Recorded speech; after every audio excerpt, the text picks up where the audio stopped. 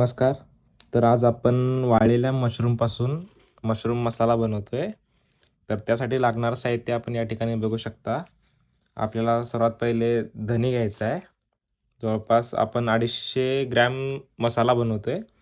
तर त्यामध्ये आपल्याला 50 ग्रॅम धने घ्यायचे आहेत. त्यामध्ये पुन्हा अजून ते झाल्यानंतरनं आपल्याला जिरा घ्यायचा आहे 25 ग्रॅम, लाल तिखट घ्यायचं आहे 25 ग्रॅम, हळद घ्यायची आहे 12 ग्रॅम. तर हळद या ठिकाणी बघा, जी आपली घरगुती जी हळद असते ती हळद घ्यायची आपल्याला. काळे मिरी घ्यायचे आहेत 5 ग्रॅम. अजून लसूण घ्यायचं आहे आपल्याला 12 ग्रॅम. कांदा घ्यायचा आहे 12 ग्रॅम. उन्हात वाळवलेले पूर्ण लसूण आणि कांदा बघा, तुम्ही बघू शकता की आपण उन्हात वाळवून घेतलेला आहे. आपलं उन्हात वाळवून नंतरच त्याची पावडर आपल्याला करायची आहे. आणि आपल्याला मीठ घ्यायचं आहे 5 ग्रॅम. आणि आपली मशरूम पावडर जी असते ती आपण घरगुती, आपण स्वतः मशरूमचे प्रोड्युसर असल्यामुळं आपल्याला मशरूम आपण वाळवून बारीक करून घेतलेला आहे. तर आपण 100 ग्रॅम च्या डब्यामध्ये त्याची पॅकेजिंग केली आणि 100 ग्रॅम आपण मशरूम पावडर केलेला आहे या ठिकाणी. तर याचा आपल्याला वापर करून मशरूम मसाला बनवायचा आहे.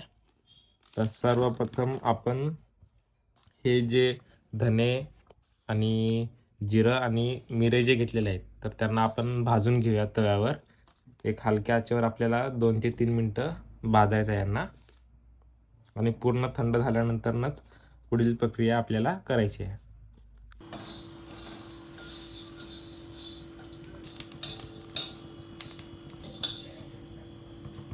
आपण व्यवस्थित भाजून या ठिकाणी तिन्ही मिक्स करून घेतलेलं आहे. तर हे आता आपल्याला मिक्सरला बारीक करायचं आहे. पण त्याआधी थोडं याला थंड होण्यासाठी आपण ठेवून देऊया या ठिकाणी. तोपर्यंत आपल्याला लसूण आणि कांदा जो उन्हात सुकवलेला होता त्याला व्यवस्थित बारीक करून घ्यायचा आहे मिक्सरमध्ये. आपण लगेच सर्वात पहिले कांदा बारीक करून घेऊया या ठिकाणी. कांदा लवकरात लवकर आपण मिक्सरमध्ये बारीक करून घेऊया. भांड्यात आपण कांदा टाकतोय. आपल्याला मिक्सरला व्यवस्थित बारीक करून घ्यायचा आहे. बघू शकता की तुम्ही पूर्ण सुकवलेला कांदा आहे हा.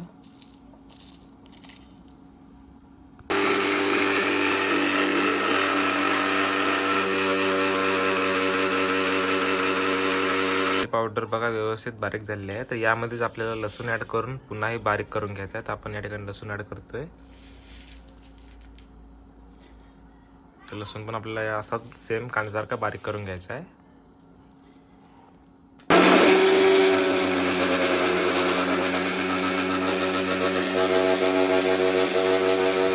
या ठिकाणी लसूण आणि कांद्याची बारीक पावडर या ठिकाणी आपण बनवलेली आहे.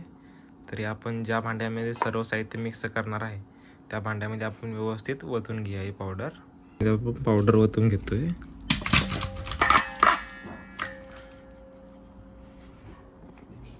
तर हे आपलं व्यवस्थित बारीक झालेलं आहे. आता आपण थंड होण्यासाठी ठेवलेलं धने, जिरं आणि मिरे ते आपण मिक्सरला बारीक करून घेऊया या ठिकाणी. तर मिक्सरमध्ये आपण हे पण बारीक करून घेऊया.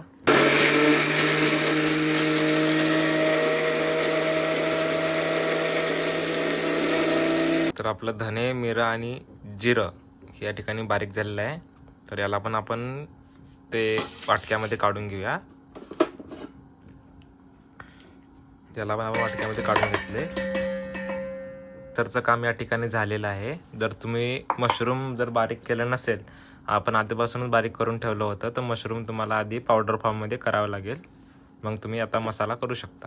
पावडरसुद्धा आपण याच्यामध्ये टाकून घेतले. त्यानंतर आपल्याला हळद आणि आपली चटणी जी आहे ते मिक्स करायची. या ठिकाणी आपण हळद टाकल्या. तर ही जी चटणी होती लाल तिखट ती आपण चटणी टाकून घेतो याच्यामध्ये. चटणी पण आपण टाकून दिली. तर आपल्याला चवीपुरते या ठिकाणी याच्यामध्ये मीठ टाकायचं आहे. आपण सर्व प्रमाण आधीपासूनच मोजून घेतलं होतं. तुम्हाला प्रमाणामध्ये काही जर अडचण असेल तर आपण डिस्क्रिप्शन बॉक्समध्ये त्याचं प्रमाण टाकून देतो. ते तुम्ही बघून मसाला करू शकता. आता हे मिश्रण आपल्याला सर्व एकत्रित करून घ्यायचं आहे. मसाला व्यवस्थित आपण मिक्स करून घेतोय. तर हे बघा, आपण चमच्याच्या साहाय्याने व्यवस्थित मसाला एकदम लालसर आणि थोडासा आपल्या मशरूम ॲड केल्यामुळे जरा पानसर असा हा मसाला आपल्याला आपल्या गरजेनुसार आपल्या रेग्युलर ह्याच्यामध्ये भाजीमध्ये आपण वापरू शकतो. तर हा मसाला या ठिकाणी आपण 10 ते 15 मिनटं व्यवस्थित आपण याला मिक्स करून घेऊया. तर आपला मसाला व्यवस्थित मिक्स झाला या ठिकाणी आपण हा भाजीकरिता वापरू शकतो. धन्यवाद.